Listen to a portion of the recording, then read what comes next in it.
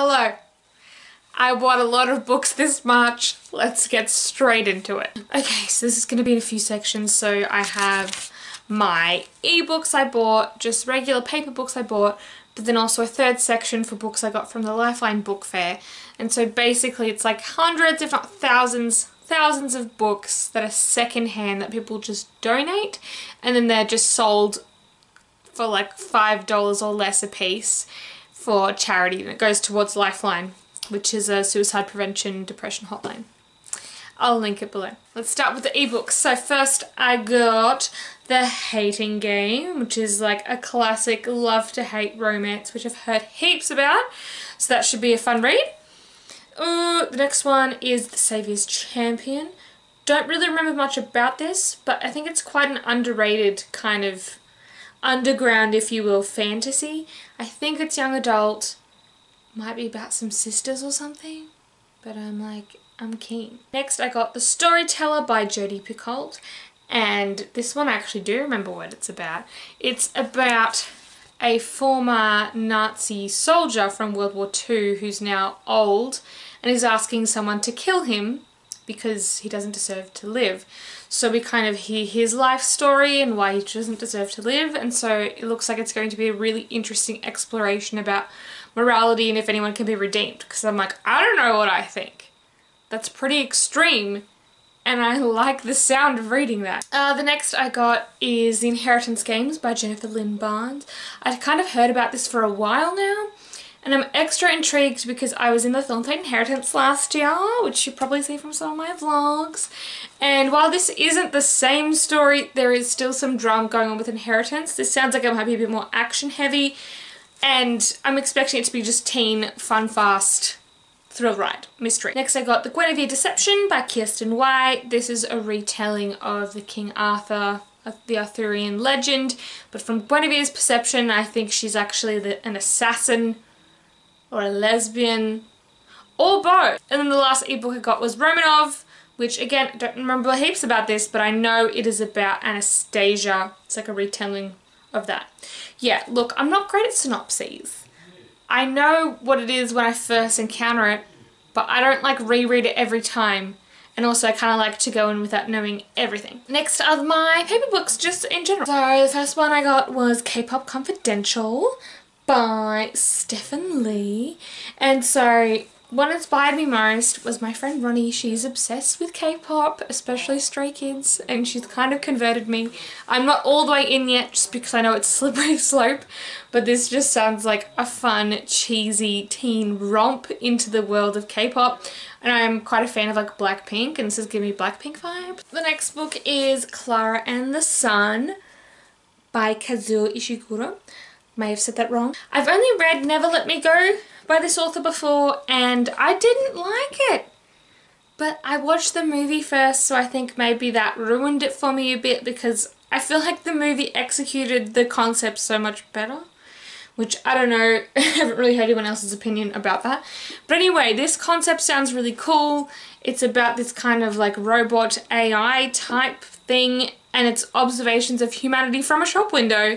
And I'm sure other things happen, but even if they don't, like, that's enough of a premise. Artificial life is one of my favourite tropes to read about in sci-fi, and it seems like this author has a very literary take on most things, so I'm keen. Then I also got The Book of Two Ways by Jodi Picoult. So yeah, I'm trying to read more of her books because I finally read one and I was like, oh, this is kind of addictive and fun. So this is about an Egyptologist, and what happens? And she has a near-death experience and realises that she wants to pursue an old flame and leave her husband. And that's it, now we can move on to the book fair book. I'm going to do the plays first, just because they're together. Everything else is everywhere, and I'm not organised. Please, don't give me credit. Okay, so I didn't get as many plays as I thought, but that's because I was a bit less indiscriminate and trying to get things I knew I didn't already have. So the first thing I got was Death of a Salesman. I've already read this one, but I don't actually own it. And how cute is this little copy? But the writing's like teeny, but that's really cute to have. So I want to give this a reread because I don't remember much about it at all. I also got Shopping and Effing by Mark Ravenhill, which just seems kind of like a more contemporary comedy. Honestly, it's hard to get a lot of info about most plays if they're not well known, but that's how you find the hidden gems. Then I have Marat by Peter Weiss. I've heard really good things about this play from a friend, where it's about the persecution and assassination of Marat, which I don't really know who that is, but I guess I'll find out, as performed by the inmates of the asylum of Charenton under the direction of Marquis de Sade. So that sounds really cool. I also got Sweet Revenge by Irene Isuken Salami, and this is kind of like a feminist kind of story from what I could tell. I got Equus by Peter Schaefer. I've read this before. It's very odd and like disturbing, but I'm hoping to read it and understand it more. We'll see. Then I got Rock and Roll by Tom Stoppard. So I haven't read much Tom Stoppard, but I have read, oh, this has like a ticket in it. That's one of the cool things whenever you get secondhand stuff. Royal Court Rock and Roll. This is either a ticket for this show or just for like a rock concert or something. That's so cool. And only £10, not too shabby. This is the playwright who also wrote Rosencrantz and Guildenstern Are Dead, so I want to see what else their brain is cooking up. I also decided to collect a few more of Shakespeare's plays. I do have a complete works, but look, it's bloody heavy and the text is this big. So I like to have some individuals as well in case I ever do one of the plays. It's just a quick reference, or if I don't feel like lugging around that massive boy. And I've been wanting to collect them in like these matching editions.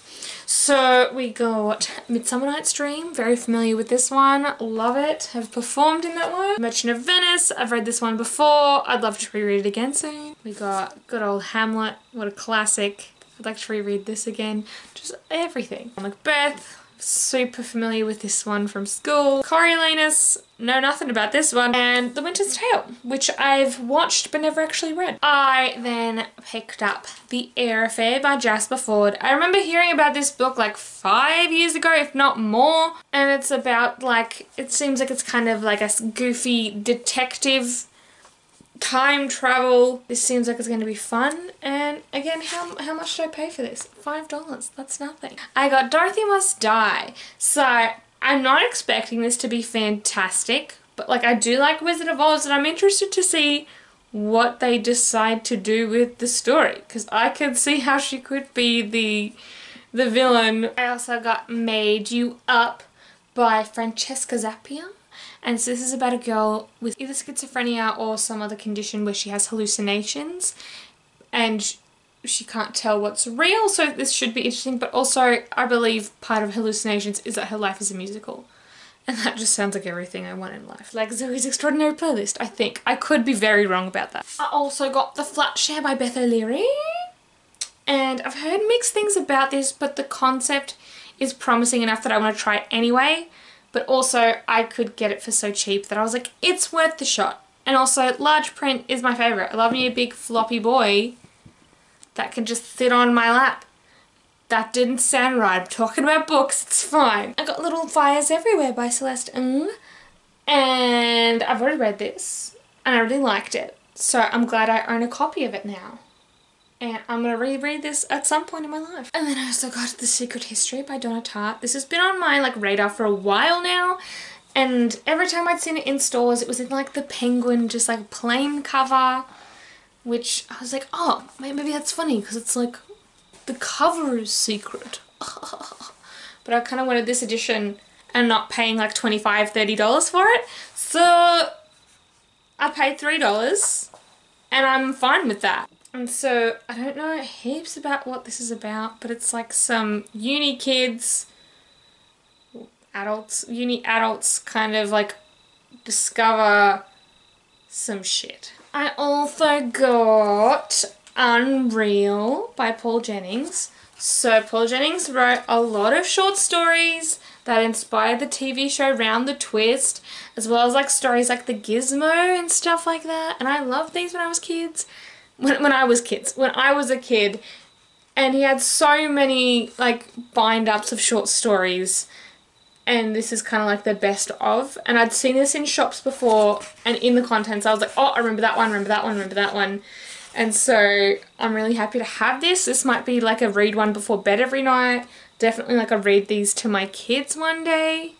And I'm just really happy to own this. And I only paid $3 for it. I also got One Flew Over the Cuckoo's Nest. I've seen the film, I haven't read the book. I want to fix that.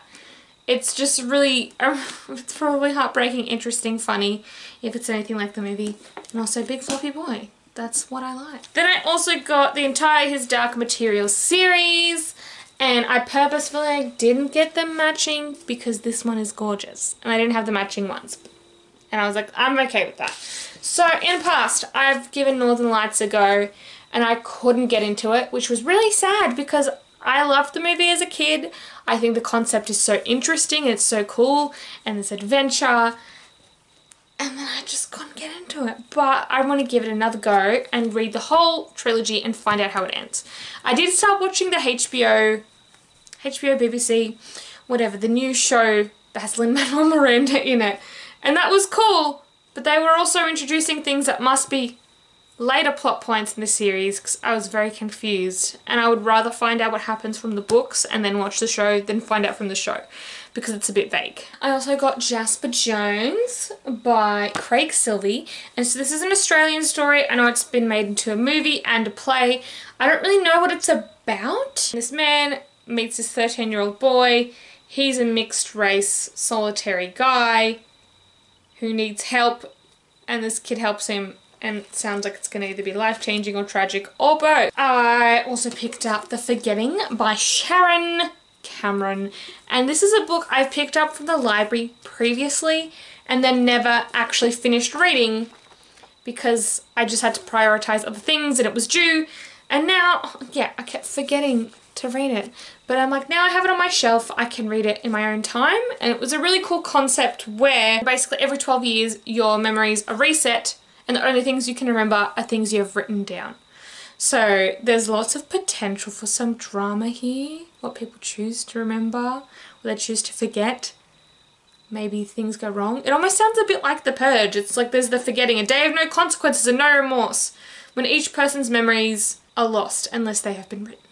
So yeah, it is kind of like a YA thing, so I don't know how deep they're going to go into the themes of this. I also picked up Ink by Alice Broadway, which is very shiny. And this is another like kind of kooky cool concept where people's life stories are tattooed onto their body, and then when you die, your skin and tattoos are preserved as like a book or something like that. I might be a bit off, but like that's the gist. Tattoos and stories and skin. I also found Blood Witch by Susan Dennard. So I have now sourced the first 3 books from book fairs, which is really cool. $5 yet again. I haven't read any of them yet, but this means I can binge. I think there's only 4 and the 4th one has either just come out or it's about to, but it's witches with powers. The first one's Truth Witch. She can tell if people are lying. I got some more middle grade. I got Charlie Bone and the Hidden King by Jenny Nimmo. So this was like a Harry Potter but not Harry Potter that I read as a kid, and I never actually finished them. I think I read the first and the 3rd book and then I found the 2nd, and I'm slowly like collecting them and hoping to just binge them. And like I don't even remember most of like what happens, but I just remember really loving it. And there was this cat called Blessed, and like I think some evil arts, and like there's some really cool borders on it, like it's always there. So excited to read that. I also decided to fill out my Roald Dahl collection a bit, so we've got James and the Giant Peach and The Witches. I loved anything Roald Dahl as a child, and it's just really good to have for nostalgia and even just to revisit every now and then. And again, kids one day, and they have drawings in them. The OG. This is everything. There's a caterpillar, I think. Oh, and somehow I forgot in the haul to include Strange the Dreamer. So I was trying to get this copy and then it was out of print and I couldn't get it. So when I saw this, I snatched it up. But it gets better than that. It is not only $5 and out of print, it is also signed by Laini Taylor. What? What? How do I own this? This is like my most prized possession that I own now. And being from Australia, it is not easy to get signed copies of books by like international authors. So like, I'm so excited to have this in my possession. I can't even hold them all up, but here's a stack. There's these boys and these boys, plus 2 that are over there. Anywho, I have a lot of reading to do. I should probably stop buying books, but I won't. So let me know if you can recommend any of these books to be at the top of my TBR. If any of them are just garbage, I'm probably still going to try them anyway. But yeah, give me some kind of idea, your thoughts on these books, and I'll see you next time. Happy reading!